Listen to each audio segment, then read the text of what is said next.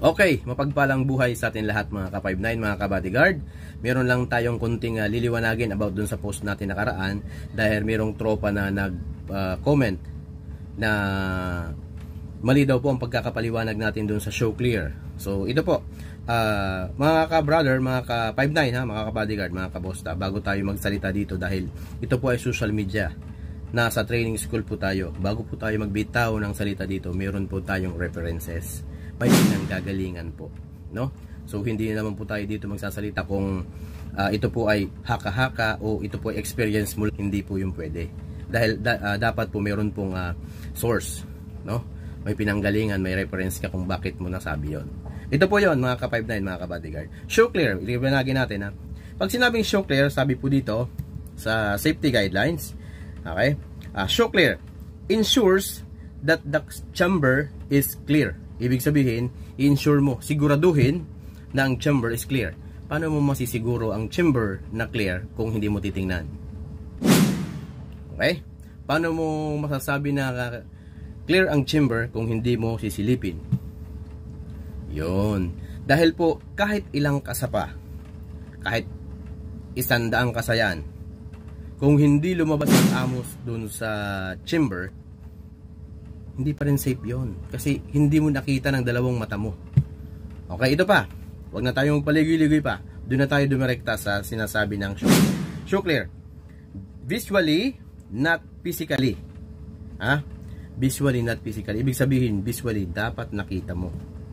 Okay, nakita mo. Inspect the receiver and the chamber to ensure these areas contain no ammo.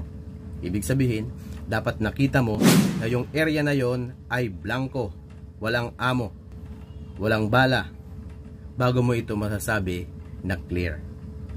Tama po? Saka lang ito pwedeng i-hammer down. So yun po So maliwanag po yon.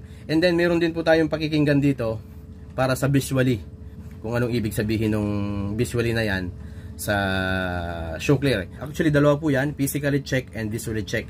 Pero ang sinasabi po dito sa safety guidelines is visually, not physically, pagdating sa show clear. So ibig sabihin, ang gagamitin po natin dito is visually. So visual check ang tawag po doon. Yan po, babasahin po natin yan. Visual check. When you visually check a firearm, you are inspecting it by sight to confirm that it is unloaded. This involves looking into the chamber, magazine well and other areas where ammunition might be present to ensure they are empty. Dapat empty, no? Yun yung sinasabi doon, no? Empty. Dapat nakita mo na empty and then hammer down. So yun po ang sinasabi doon na show clear and then hammer down. So ibig sabihin, bago po tayo mag hammer down, kailangan ma-show po muna natin na empty ang chamber. So ang ginawa po kasi ng shooter, pagkatapos niyang pumutok, release magazine, tri-slide, nag-tri-slide siya, pero hindi naman niya hindi niya pinakita, or hindi man lang niya tiningnan na clear na ang chamber niya. And then, pag tri-slide niya, pag hammer down niya, pumutok. Ibig sabihin, hindi clear ang chamber bago niya kinalabit. So, yun po yung nangyari. So, dapat, napaka-importante ng show clear. Ang sinasabi po natin kanina, show clear, ipapakita po yung chamber. Titingnan po talaga yan. Okay? So, thank you. At sana ikaw, brother, ay naliwanagan ka na. At kung hindi ka pa rin naliwanagan, pwede mong i-check yan sa internet. Kahit sa internet, meron po yan. Okay? So, sa internet, check mo, brother, ang show clear. O ibig sabihin ng show clear. Okay? Thank you.